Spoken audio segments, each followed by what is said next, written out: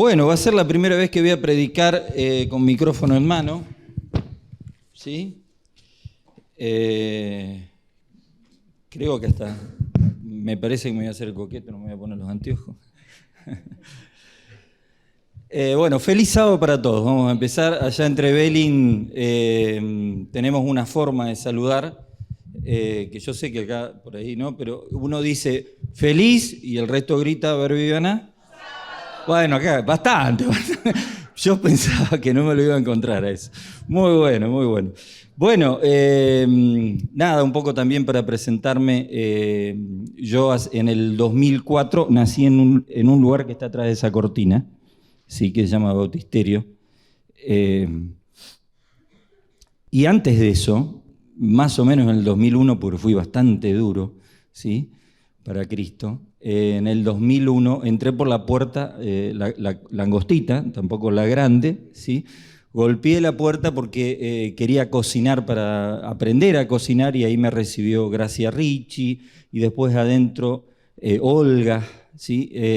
La abuela de Anto, también estaba Susama, y también estaba Belina, y para mí fueron mis abuelas, ¿sí? Para mí fueron mis abuelas en ese momento. Después, bueno, estaba Mari Zabaski también, y ahí la conocí a Evelyn, ¿sí? Bueno, después de eso,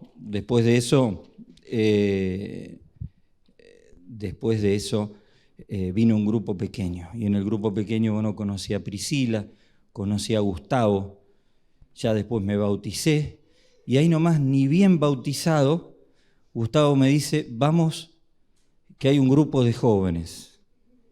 No fue el primer grupo de jóvenes que tuvo Olivos, ¿no? Pero fue un grupo de jóvenes que creció muchísimo. Ahí estaban a Paula, Diego, Carla Pereira, ¿sí? Anto, por supuesto, ¿sí? Y bueno, y hoy están todos los que están hoy, ¿no? Y hay, es un semillero, podríamos decir. Hay un montón de gente, jóvenes que vienen y que van por todos lados, ¿sí?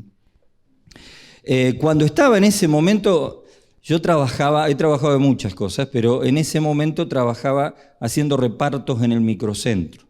Entonces llegaba los viernes por la Costanera, más precisamente por lo que sería la banquina, porque estaba lleno de gente, para poder llegar acá y cantar el himno, bueno, en ese momento era corito, Después del río, ¿sí? Para mí cantar Después del río, y pasaba por al lado del río y decía, ya lo voy a cantar, ¿sí? Y todos sabían que yo iba a pedir ese corito, ¿sí? Como ya deben saber, a lo mejor no sé si todos, ahora estamos con mi señora, que de sorpresa me cayó antenoche, ¿sí? El jueves, después de un poquito más de un mes y medio, se vino de Trevelin para acá, ¿sí? Y bueno, ahí estamos en Trevelin, creo que ella ha dado un testimonio, ya algunos lo deben saber. Allá estamos viviendo un reavivamiento de chicos, o yo diría un avivamiento, porque podríamos decir que es la primera vez, ¿no? Hay como 50 chicos, y los chicos invitan, y no falla esa invitación, porque invitan llenos del Espíritu Santo. No solamente invitan a otros chicos, sino que también invitan a los padres, porque ninguno de los padres viene a la iglesia y a la mañana, y ya hay padres que están viniendo por el testimonio en la casa de esos chicos, ¿sí? Así que cuando el sábado pasado, no está, veo que no está, pero creo que no está, Coralí, no me equivoco, ¿no? Coralí estuvo acá con los chicos, con sus hijos, cantando, ¿sí? A mí me emocionó mucho, y hubo un versículo que cuando lo dijo, yo dije, es justo lo que me viene dando vuelta en la cabeza hace un tiempo, y que quiero compartir con ustedes. ¿Sí? Ese versículo es Romanos 5:3, ¿sí? Que dice, también en algunas versiones dice nos gloriamos, en otras dice nos alegramos. Yo voy a decir nos gozamos, también nos gozamos al enfrentar pruebas y dificultades. Difícil de entender, creo yo, ¿no? difícil de entender. Sí, hay versiones que dicen gloriamos y por ahí nos podemos entender un poco más. Ya cuando la versión dice alegramos es un poco más difícil. Y de hace un tiempo que me viene dando vuelta qué quiere decir Pablo con esto, porque Pablo lo sigue insistiendo. En Primera de Tesalonicenses 5:16 dice, estad siempre gozosos. Y nosotros sabemos que eso es un milagro. Y por ahí no es ni siquiera para nosotros muchas veces, ¿sí? O por lo menos así lo vemos. Segunda de Corintios 6:10 dice, como entristecidos, mas siempre gozosos, sigue insistiendo Pablo. Y Hebreos 5:41, bueno, acá lo dice Lucas, ¿no? Los apóstoles, pero dando testimonio, Hechos 5:41 dice, los apóstoles salieron del consejo, llenos de gozo por haber sido considerados dignos de sufrir afrentas por la causa de su nombre. ¿Sí? Entonces yo creo que tenemos que de alguna manera, no sé si redefinir gozo o darle un significado más amplio a la palabra gozo. ¿Sí? Si uno busca en el diccionario, por ahí gozo es placer, emoción intensa, placentera por algo que nos gusta mucho. Esa definición no entra en lo más mínimo, ¿sí? Es una definición física, quizás más adecuada al espíritu del mundo, ¿no? También una alegría intensa es gozo, pero la verdad que cuando estamos entristecidos y con lágrimas porque hay algo que nos está pasando que nos duele profundamente, no podemos decir que estamos alegres intensamente, ¿sí? Y lo interesante que en la Biblia gozo es el segundo fruto del Espíritu, que está en Gálatas 5:22. ¿Sí? Y el primero, ¿cuál es?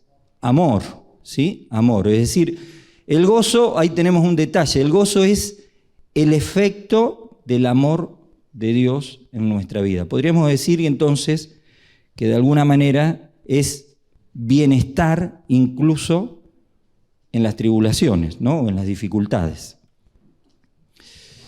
Les voy a contar algunas historias. La primera historia a mí me sorprendió. Yo, entre otras cosas, hice pintura, ¿sí? Y a mí me pintaba casa, pintura de obra, ¿sí? Pinté la cocina. La pintura de la cocina la alcancé, ya me estaba yendo y me dijeron, bueno, te dejamos pintar la cocina. Bueno, pero antes de eso, lo lindo era que tenía, además de seguir haciendo fletes, pintaba, y entonces me veían pintando, no sé si les daba compasión o qué, y me invitaban a pintar otro lugar. Y me pasó algo interesante en la casa de unos hermanos, Raúl y Mónica, que hoy vamos a almorzar con ellos, nos están viendo seguramente. Va un señor, Hugo se llamaba, ve cómo está el departamento pintado y dice, dame el teléfono del pintor. Entonces yo fui, y ese señor llamaba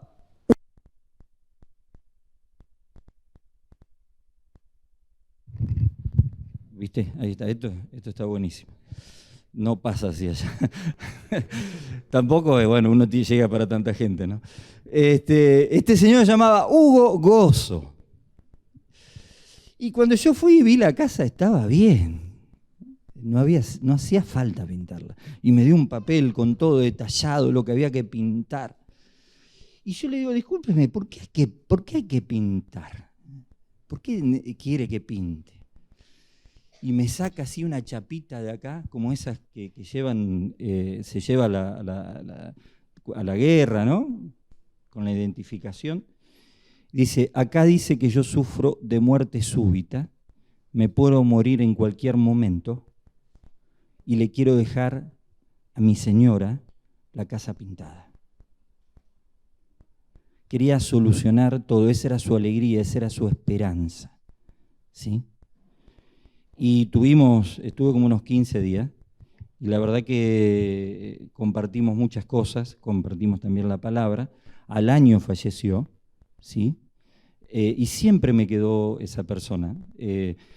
A pesar, o sea, puede sonar a risa por su nombre, ¿no? Hugo Gozo, pero realmente era un hombre gozoso que se apoyaba en la esperanza y se apoyaba en el bienestar de los que se iban a quedar cuando él no estaba, de lo que más amaba, ¿sí? Su esposa.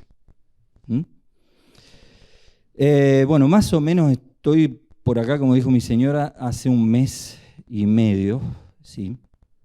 Esto viene siendo más o menos el 15 de octubre. Y cuando llego, recibo la noticia que el sábado 16, Roberto Carrea está internado. Y el domingo pude ir a ver a Belina.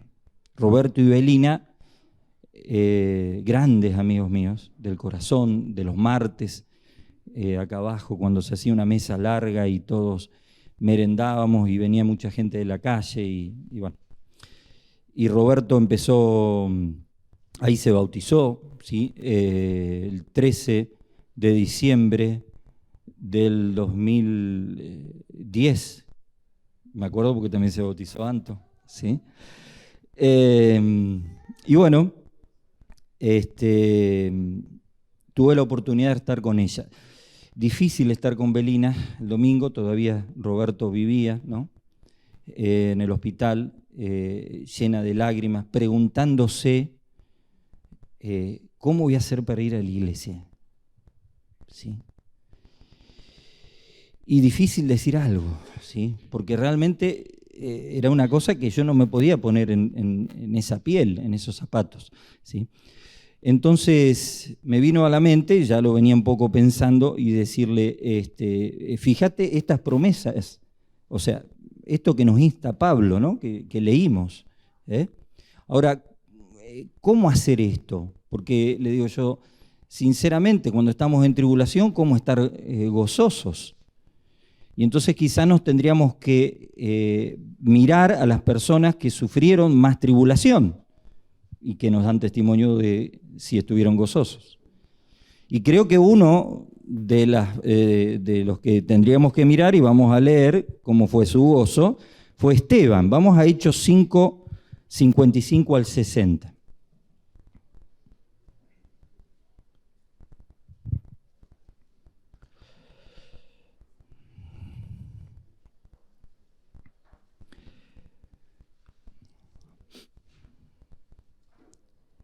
Hechos 5 es, o 7. Esteban, 7. Hechos 7, 57 al 60. Ahí está, ¿ves? Hechos 7, 57 al 60. Ahí está.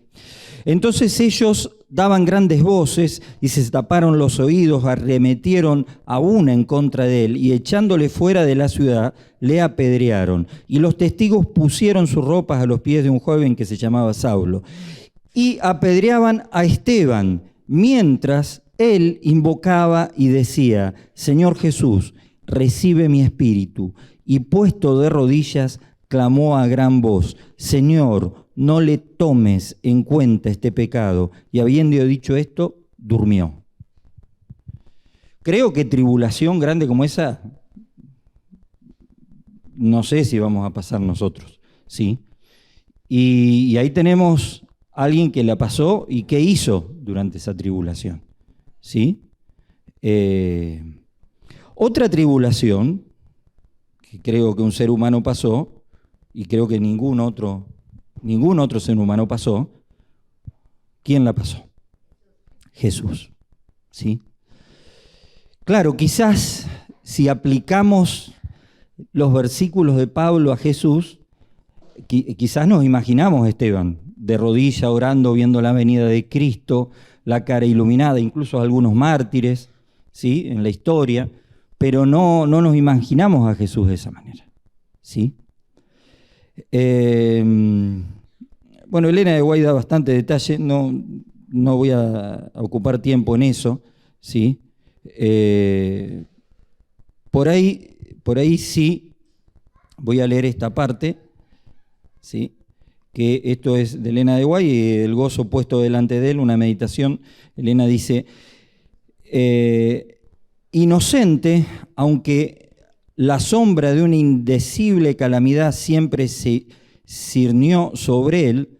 Sin embargo, por el gozo puesto delante de él, soportó la cruz, despreció la vergüenza, soportó todo esto para salvar al hombre pecador, para elevarlo, ennoblecerlo y darle un lugar con él en el trono. Y Elena saca de esto de Hebreos, toma a Hebreos, cita a Hebreos, ¿sí? Lo amplía un poco más, cita a Hebreos 12:2, ¿sí? Que dice: fijemos la mirada en Jesús, el iniciador y perfeccionador de nuestra fe, quien por el gozo que le esperaba soportó la cruz, menospreciando la vergüenza que ella significaba, y ahora está sentado a la diestra del trono de Dios, ¿sí? En la cruz, Jesús, con todos sus sufrimientos, tenía un gozo puesto delante de él, que era vernos a nosotros junto a él en el cielo y en la tierra nueva. Y eso es un poco lo que yo cuento en los geriátricos cuando voy, ¿sí? Porque a veces tenemos la imagen de que viene, toda la historia se termina cuando viene Jesús, pero la historia empieza cuando se viene Jesús, ¿sí? Porque vamos a estar 1000 años en el cielo, vamos a volver. Imagínense estar aquí en la tierra con Jesús gobernando todo el universo. Y que te digan eso cuando vos estás mal, es como que se te despeja la mente. Y creo que Jesús estaba viendo eso. Y eso era el gozo puesto delante de él en su sufrimiento.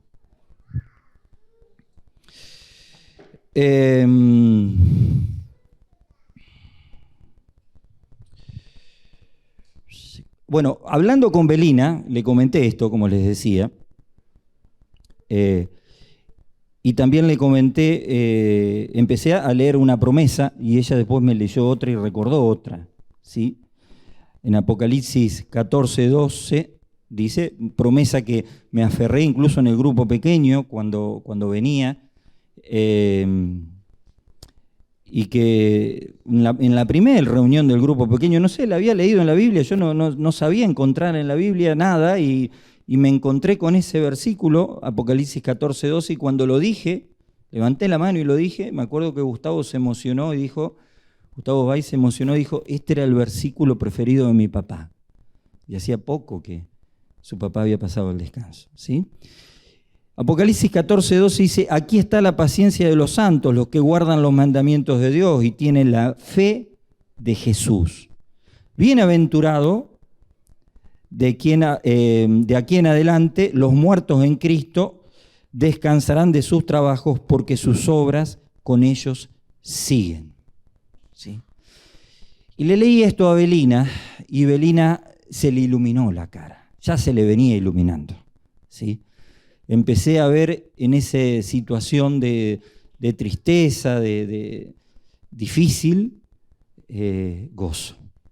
¿Y qué recordó? Recordó cuando era chica y estaba en Italia y le hicieron pasar adelante en la iglesia católica y le hicieron leer este versículo. Fíjense cómo es Dios, qué nos hace recordar en esos momentos, ¿no?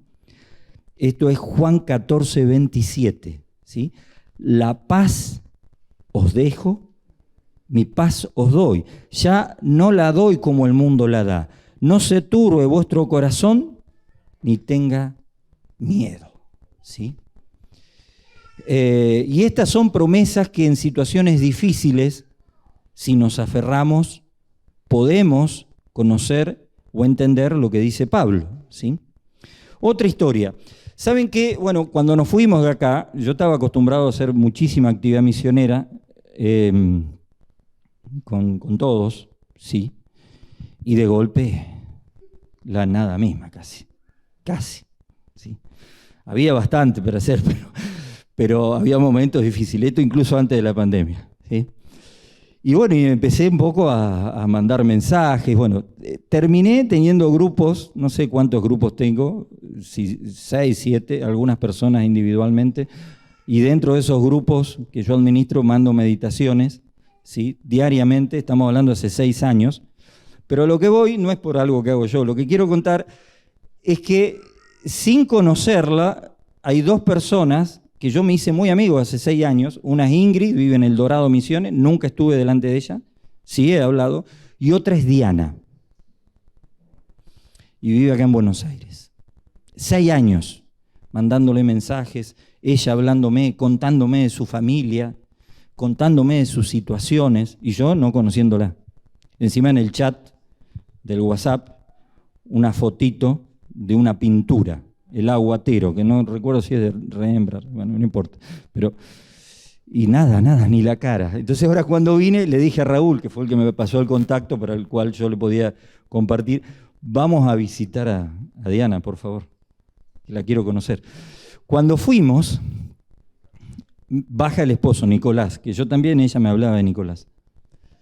Nicolás casi no puede caminar, casi no puede caminar. Y bajó por el ascensor y caminaba y venía, y yo lo veía... Y Diana tampoco, un poquito más, pero no mucho más. Y viven los dos solos, el hijo es un esfuerzo impresionante, una bendición el hijo para ellos. Y bueno, estar con ellos y ver la situación en la cual vivían, ¿no? Bueno, tenía que decir algo, ella esperaba que yo le dijera algo, ¿no? Y me vino a la mente contarle un poco de la historia de mi papá. Mi papá, bueno, un hombre más grande que yo, más alto que yo, fuerte. Pero bueno, le tocó al final de su vida, ¿sí?, estar casi un año postrado en la cama. Durante ese año incluso hasta lo fueron a visitar los jóvenes de Olivo, la sociedad de jóvenes tenía un apéndice, podríamos decir, que visitaba gente en las casas y después los pasábamos acá por la pantalla. Y ahí me encontré con la sorpresa de que mi papá estuviera acá en la iglesia. Él vivía en Mercedes, provincia de Buenos Aires, 100 kilómetros de acá, ¿sí? Pero le contaba esta historia a Diana y a Nicolás. Les contaba que dentro de las cosas que yo le hablaba con mi papá era, por ejemplo, 2 Corintios 12:9, ¿sí?, que siempre fue mi versículo preferido, ¿sí? 2 Corintios 12:9, que dice: y me ha dicho, bástate mi gracia, porque mi poder se perfecciona en la debilidad. Por tanto, de buena gana me gloriaré más bien en mis debilidades, para que repose sobre mí el poder de Cristo, ¿sí? Y muchas veces necesitamos esto, tener dificultades, parece, ¿viste?, loco esto, pero lo que no se aprende en la salud se aprende en la enfermedad, ¿sí? Lo que no se aprende en la riqueza se aprende en la pobreza, ¿sí? Darnos cuenta que lo que tenemos, en definitiva, es por gracia de Dios y que por sí solos somos débiles, por más que nos creamos fuertes y poderosos. Y le hablaba esto a mi papá y a mi papá le costaba entender. Y recuerdo la última charla que tuve con él. Yo no sabía que iba a ser la última charla, yo dormía abajo de la cama, ya me iba a levantar a la mañana para venir de Mercedes para acá para trabajar. Y lo último, y le contaba a Nicolás esto, Nicolás con los ojos grandotes, y yo no sabía bien por qué, pero cada vez estaba más compenetrado Nicolás. Leí, que es un versículo también que pasó a ser uno de mis favoritos, Isaías 40, 29, 31. Isaías 40, 29 al 31. Esto fue lo último que hablé con mi papá, ¿sí? Y dice: Él da esfuerzo al cansado y multiplica las fuerzas al que no tiene ninguna. Los muchachos se fatigan y se cansan, los jóvenes flaquean y caen, pero los que esperan a Jehová tendrán nuevas fuerzas. Levantarán alas como las águilas, correrán y no se cansarán, caminarán y no se fatigarán. Y yo le contaba a Nicolás, ¿sabes, Nicolás, lo que más le impresionó a mi papá? Y yo no me había dado cuenta hasta que se lo estaba diciendo, porque el Espíritu Santo puso ese versículo. Yo lo sabía esto, pero en el momento no lo hice a propósito. ¿Qué hizo mi papá cuando le leí esto? Se le iluminaron los ojos, en medio de toda su tribulación. Y me dijo, voy a poder volar como cuando soñaba que tenía 11 años y cerraba los ojos y pensaba que volaba, como un juego de chicos. Sí. Terminó la charla con Diana y Nicolás, y de golpe Nicolás, yo veía que había muy buenos cuadros de fotos, también hice fotografía en mi vida, y bueno, le decía, che, muy buenas fotos, Nicolás, y veo que al final del pasillo la llama, che, vení, me dice. Yo le digo, Diana, te debe estar llamando. No, a vos, me dijo. Y me hizo pasar a su escritorio. En su escritorio había por lo menos, no me acuerdo, no quiero faltar al número, pero más de 50 fotos enmarcadas, impresionantes, todas esas fotografías. Pero había otra cosa más. Había aviones de colección. Y yo creo que ese versículo también lo tocó a Nicolás, precisamente por eso. Él era ingeniero aeronáutico, ¿sí? Y sé que quedó con esa esperanza en medio de esa tribulación que están pasando, llenó su corazón el saber que podía volar nuevamente, como siempre soñó.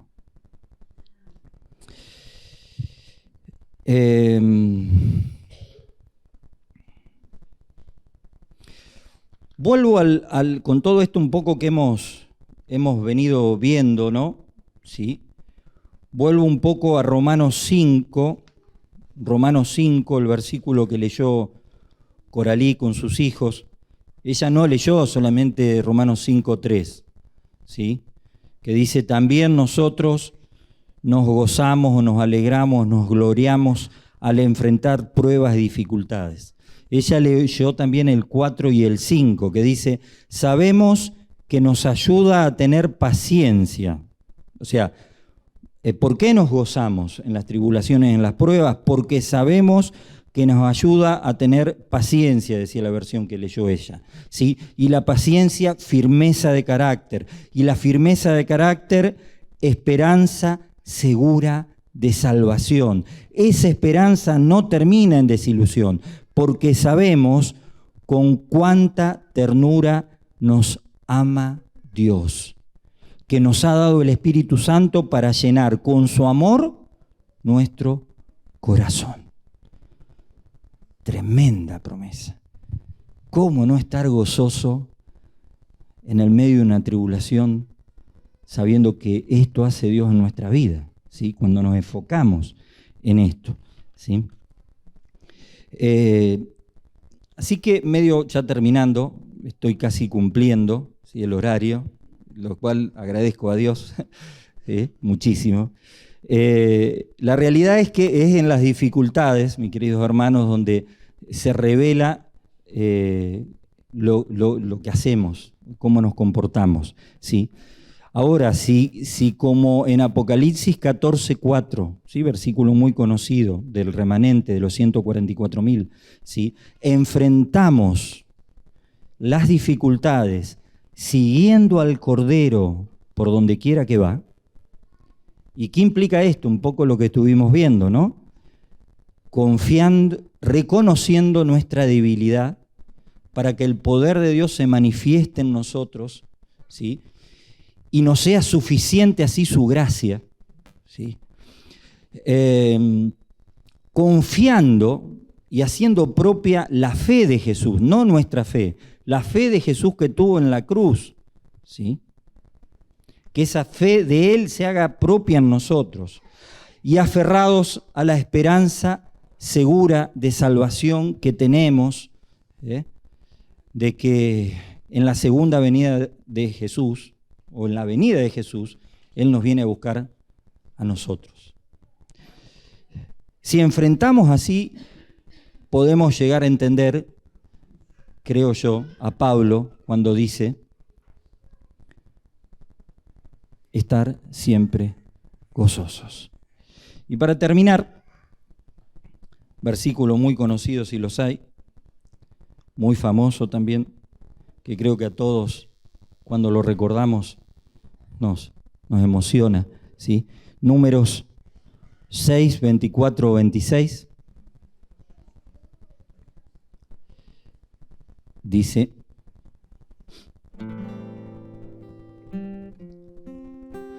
Jehová te bendiga y te guarde. Jehová haga resplandecer su rostro sobre ti y tenga